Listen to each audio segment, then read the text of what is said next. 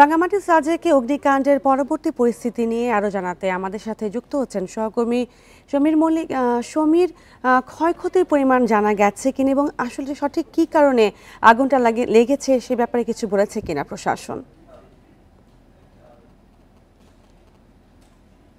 দেখুন, এতটা কষ্ট আর বেদনার সকাল কিন্তু সাজেক আসেনি। সাধারণত আমরা এখন যে জায়গাটিতে আছে সাজেকের রুলুই পর্যটন কেন্দ্র, সেখানে আপনি যে দৃশ্যটা দেখছেন এখানে কিন্তু এখনো পর্যন্ত আগুন একেবারে পুরোপুরি নিভে যায়নি, অর্থাৎ বিক্ষিপ্তভাবে এখনো কিছু জায়গায় আগুনের আমরা ধোঁয়া দেখতে পাচ্ছি। এখন ফায়ার সার্ভিস তারা কিন্তু চেষ্টা করছে আগুনটা পুরোপুরি একেবারে নেমে দেওয়ার জন্য। আমি এখানে যত দূর দেখা যাচ্ছে পুরোটাই কিন্তু এখানে কিন্তু বিভিন্ন রিসোর্ট ছিল। আমরা এখন যে জায়গাটিতে দাঁড়িয়েছিলি সেখান থেকে কিন্তু আগুনের সূত্রপাত হয়েছে ইকো ভ্যালি রিসোর্ট এবং এর পাশে ছিল অবকাশ রিসোর্ট। এখানে আমরা ফায়ার সার্ভিসের সাথে কিছুক্ষণ আগে কথা বলেছি, তারা যে বিষয়টা আমাদেরকে জানিয়েছে মূলত হচ্ছে বাতাসের তীব্রতার কারণে আগুনটা খুব দ্রুত ছড়িয়ে পড়ে এবং একই সাথে এখানে পানির স্বল্পতার কারণে, তারা পানির সোর্স না থাকার কারণে আগুনটা নিভাতে বেশ কিছুক্ষণ সময় লাগে, অর্থাৎ প্রায় 4.5 ঘন্টা থেকে 5 ঘন্টা সময় কিন্তু লেগে যায়। তবে আগুন কিভাবে লেগেছে সেটা কিন্তু এখনো পর্যন্ত পুরোপুরি সুনির্দিষ্ট করা যায়নি। তবে ধারণা করা হচ্ছে শর্ট সার্কিট থেকে এই কোভ্যালি রিসোর্টের থেকে কিন্তু এই আগুনটা হয়েছে।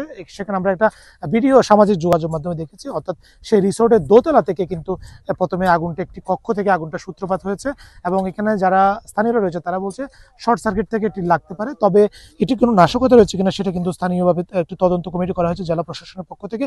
আগুন লাগার কোনো কারণটা আসলে কি এবং আগুনের যে ক্ষয়ক্ষতি নিরূপণ সেটার জন্য কিন্তু স্থানীয় প্রশাসনের পক্ষ থেকে 7 সদস্য বিশিষ্ট একটি তদন্ত কমিটি করা হয়েছে গতকাল রাতে এবং সেই কমিটি আগামী 7 দিনের মধ্যে রিপোর্ট দেবে। তবে আমরা এখানে যারা ব্যবসায়ী রয়েছে তাদের সাথে কথা বলেছি, তারা বলছে যে আসলে এই আগুনে তারা একেবারে পুরোপুরি নিঃস্ব হয়েছে। বেশ কয়েকজন রিসোর্ট মালিকের সাথে কথা হয়েছে, তাদের একজনের 3-4টা করে পর্যন্ত রিসোর্ট ছিল, সবগুলো কিন্তু একেবারে পুরো নিঃস্ব হয়ে গেছে। সেখানে রিসোর্টের যে মালামাল ছিল, আগুন এত বেশি ভয়াবহ এবং খুব দ্রুত সময়ে ছড়িয়ে গেছে, সেখান থেকে কিন্তু আসলে কোনো ধরনের মালামাল তারা উদ্ধার করতে পারেনি। অর্থাৎ সে রিসোর্টগুলোতে যে ধরনের মূল্যবান সামগ্রী ছিল, নগদ টাকা ছিল এবং আসবাবপত্র ছিল, সবকিছু কিন্তু একেবারে পুড়ে ছাই হয়ে গেছে। আমরা এখন পর্যন্ত যে খবরটা পেয়েছি, রিসোর্টের পাশাপাশি কিন্তু এখানে স্থানীয় লুসাই এবং ত্রিপুরাদের যে বসত বাড়ি রয়েছে সেরকম প্রায় 35টি বসত বাড়ি পুড়ে গেছে এবং এখানে দোকান প্রায় 20টির মতো দোকান পুড়েছে এবং রেস্টুরেন্ট পুড়েছে 7টি এবং এর সাথে রিসোর্ট 34টি, অর্থাৎ প্রায় 95টি মতো কিন্তু স্থাপনা ইতিমধ্যে